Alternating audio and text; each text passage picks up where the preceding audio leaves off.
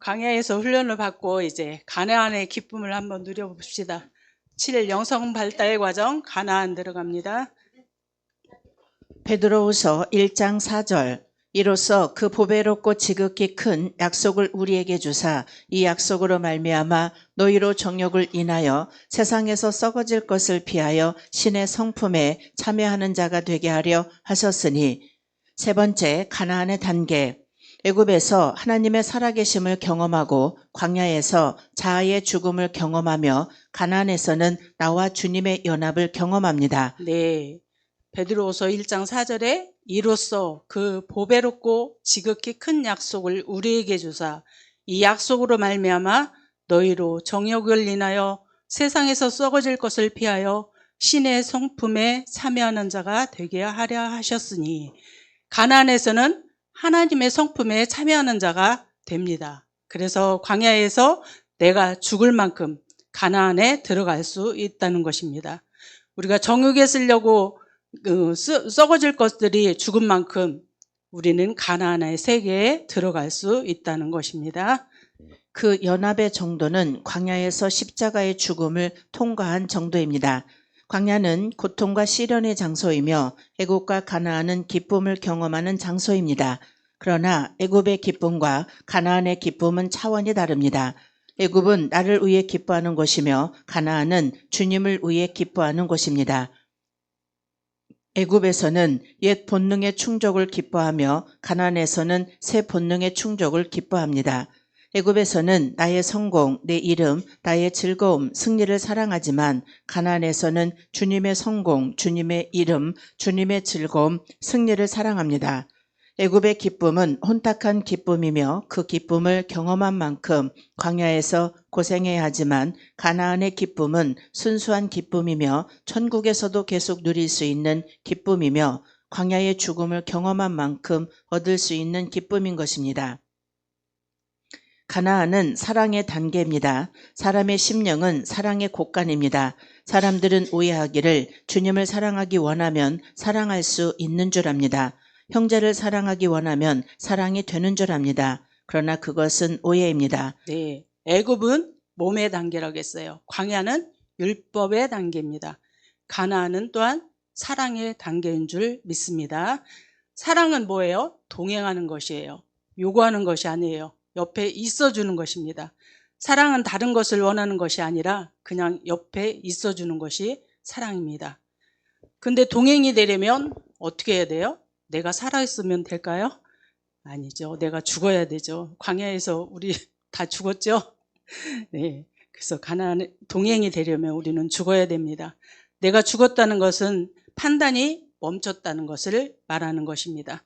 또한 우리는 사실을 보지 말아야 합니다. 사실을 이야기하면 동행은 깨질 수밖에 없습니다. 사랑은 사실이 아니기 때문입니다. 순수한 사랑은 영성에서 흘러나오는 것으로 육신의 생명이 소멸되고 영성이 발전되지 않은 사람은 아무리 사랑을 하기 원해도 사랑을 할 수가 없는 것입니다. 사실 사랑이라기보다는 소유욕이며 욕심이며 자기 본의이며 자기 욕망이기 때문입니다. 네, 광야라는 과정을 겪지 않은 사람이 사랑은 진정한 사랑이 아닙니다. 진짜 사랑한다면 우리가 서로에게 동행할 수 있는 단계가 되기를 바랍니다. 우리가 어떤 일이 있어도 끝까지 나를 꺾어야 됩니다. 나를 꺾을 수 있는 말씀을 사모하는 우리가 되기를 바랍니다. 내가 죽는 만큼 상대방과 또한 동행할 수 있는 것입니다. 몸에 기능이 없으면 움직일 수 없고 머리에 기능이 없으면 생각할 수 없듯 영혼의 기능이 발전되지 못하면 사랑하는 것이 어렵습니다. 오직 성숙되고 진보된 영혼만이 속에서 영혼의 기능이 흘러나와 쉽고 자연스럽게 사랑을 표현하고 나눌 수 있는 것입니다. 예, 사랑은 영의 기능이 회복되고 발달되어야 가능한 것이라고 합니다. 사랑은 영의 세계인 줄 믿으시기 바랍니다. 성경 말씀에 보면 우리가 서로 사랑하라 이렇게 나와 있잖아요. 근데 우리는 서로 사랑하라 그러면 상대방과 제가 같이 이렇게 서로 사랑해야 되는 줄 알잖아요. 근데 원어에 보면은 내가 먼저래요. 내가 먼저 사랑할 때 사랑이 되는 것입니다.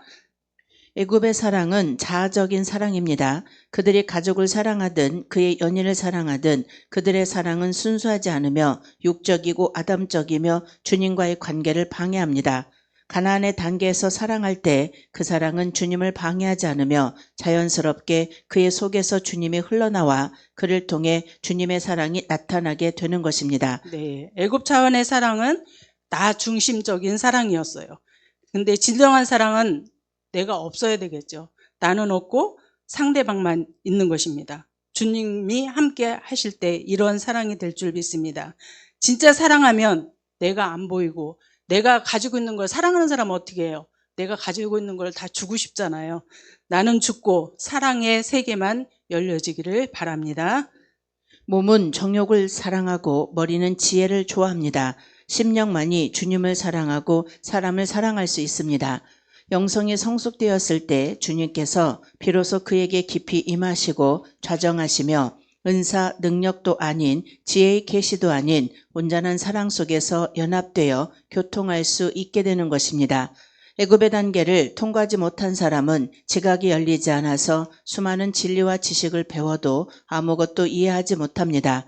그들의 지각은 단순하여 육신의 필요에 대하여 고정되어 있으며 어두운 골짜기를 싫어하고 골치 아픈 것을 싫어하며 그저 아무 문제 없이 편안하고 먹을 것만 있으면 됩니다. 이들에게는 많은 것을 가르칠 수가 없습니다. 그저 안아주고 웃어주고 사랑해주는 것으로 충분합니다. 시간이 흐르고 또 수많은 시행착오 속에서 그들의 지각이 조금씩 열리고 그들은 지식과 지혜의 중요성을 이해하고 사모하게 됩니다. 그들은 무엇이 참 진리이고 의미가 있는 것인지를 연구하고 배우고 싶어 합니다. 그러나 아직도 그들은 실제가 없습니다. 시간이 흘러 또다시 여러 가지 시행착오를 거친 후 여기에서도 탈진하고 한계를 느끼게 되며 드디어 어느 순간 영성의 길을 서서히 인식하게 됩니다. 그리고 영성의 길이 열리면서 그 세계가 곧 사랑의 세계인 것을 깨닫게 됩니다. 네, 신앙의 완성은 우리 기독교는 뭐예요? 사랑의 종교라고 하잖아요. 사랑한다는 것은 영성의 세계로 들어갔다고 말씀합니다. 사랑의 세계는 있을 수 없는 일들을 있게 만듭니다. 이것이 바로 구원의 세계인 것입니다. 주님의 세계는 사랑의 세계이며 마귀의 세계는 미움의 세계입니다. 천국의 실상은 사랑이며 지옥의 실상은 미움입니다.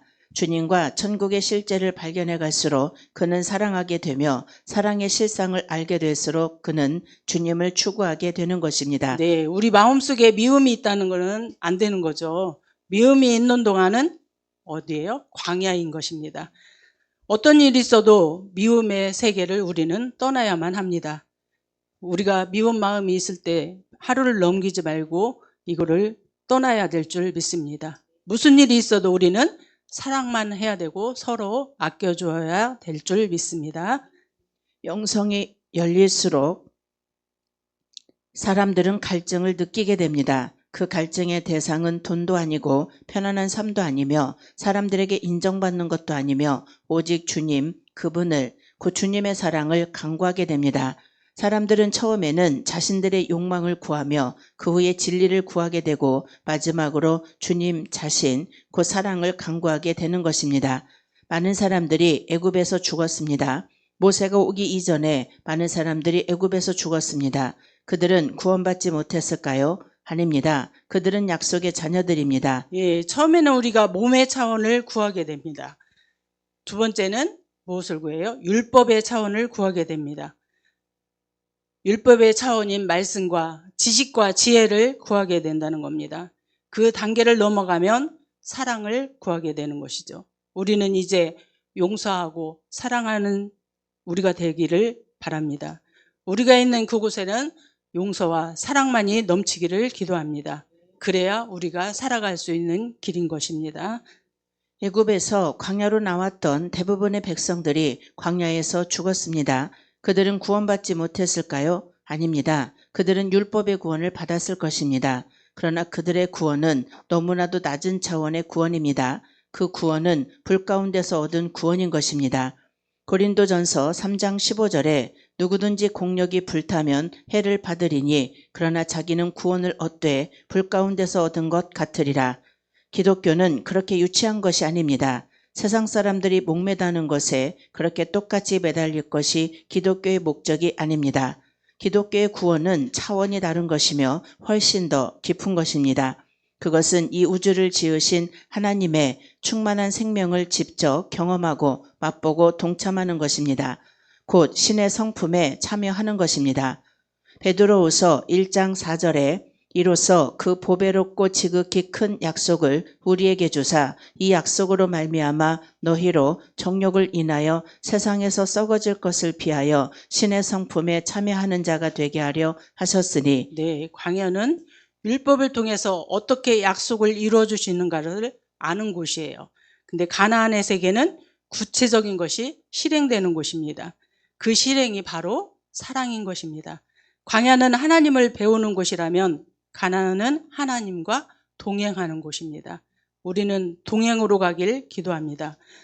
성경에 나를 사랑하는 자만이 하나님 말씀을 지킬 수 있다고 되어 있습니다. 하나님의 말씀이 그대로 내 삶에 이루어지는 곳이 가나안입니다. 하나님 말씀이 실행되면 아버지의 마음이 회복되는 줄 믿습니다. 아버지의 마음은 용서와 사랑입니다. 용서와 사랑을 하면 역사가 나타납니다. 애굽에서 볼 때는 광야인들이 한심합니다. 광야에서 볼 때는 가나안인들이 불쌍합니다. 그러나 가나안에 이르러서야 종합적인 안목으로 애굽과 광야와 가나안의 의미를 볼 수 있게 됩니다. 자기가 여행해 본 길에 대해서만 어느 정도 알 수 있으며 많은 시간이 흘러서야 비로소 지나간 삶의 의미와 방향, 그 길을 이끄시는 분의 의지를 감지할 수 있는 것입니다. 우리는 좀 더 깊은 곳으로 가야 합니다. 좀 더 깊은 구원의 단계로 가야 합니다. 좀 더 깊은 곳에 가야 깊은 의미 있는 기도를, 주님이 원하시는 기도를 드릴 수가 있습니다. 샘물이 흐르고 흘러 강물이 됩니다. 강물은 흐르고 흘러 바닷물이 됩니다. 그 물은 샘물일까요? 강물일까요? 바닷물일까요? 그는 샘물이며 강물이며 바닷물입니다. 거기엔 구별이 없습니다. 많은 훈련을 거쳐 가나안에 이른 사람에게 주님께서 묻습니다. 너의 소원이 무엇이냐? 그는 대답합니다. 오 주님, 당신이 나의 소원입니다. 당신이 원하시는 것, 당신께서 기뻐하시는 것, 그것만이 나의 소원입니다. 그는 샘물이지만 동시에 바닷물입니다. 그는 자신이면서 동시에 주님과 하나인 것입니다. 네, 우리가 진짜 사랑해서 가나안의 단계에 가게 되면 우리는 주님밖에 없습니다. 여기 있는 우리 모두 주님 한 분밖에 없죠? 아멘. 우리는 주님 한 분이면 됩니다. 이런 고백을 하며 살아가는 우리가 되길 바랍니다. 하나님 한 분이면 되는 세계는 마음의 평안이, 기쁨이 늘 넘치게 됩니다. 주님의 뜻이 곧 자신의 뜻인 것입니다. 애굽에서 하나님을 만나고 광야에서 자기 욕망이 정화된 사람은 오직 주님만을 구합니다. 자신의 타고난 소원들은 바퀴벌레의 먹이만큼이나 부질없는 것, 그는 오직 주님의 신령하고 영원한 양식만을 구합니다. 시간이 흐르고 죽음이 옵니다. 육체는 흔적도 없이 사라지고 머리의 기능도 없어져 버립니다. 그러나 영성은 영원히 남습니다. 영성의 사랑만이 영원히 남습니다.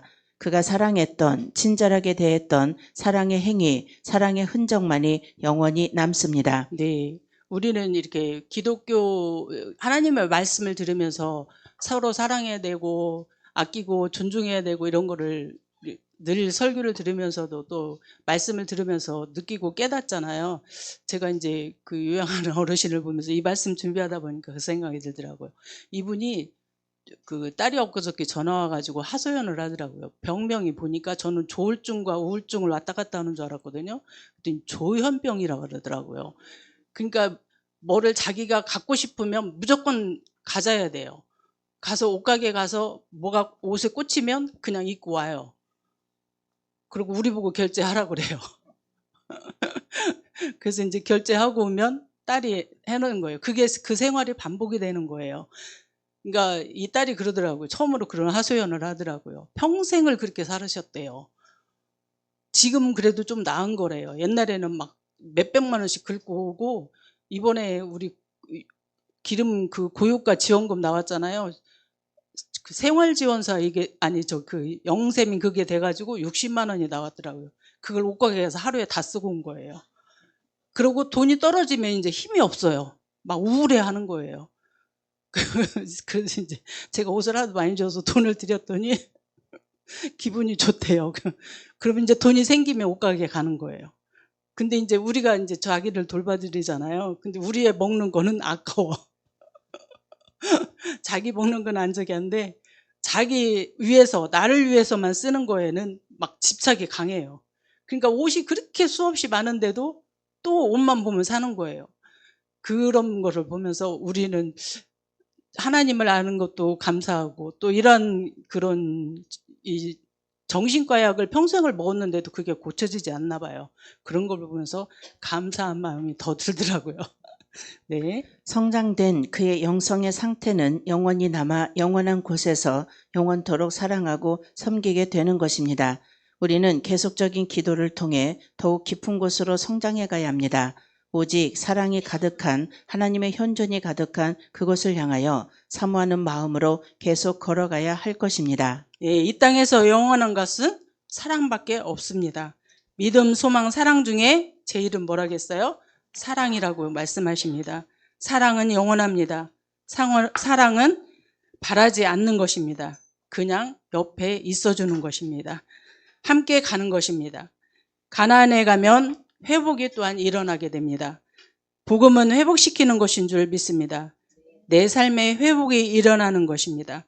복음을 통해 회복의 역사가 일어나기를 기도합니다. 아멘.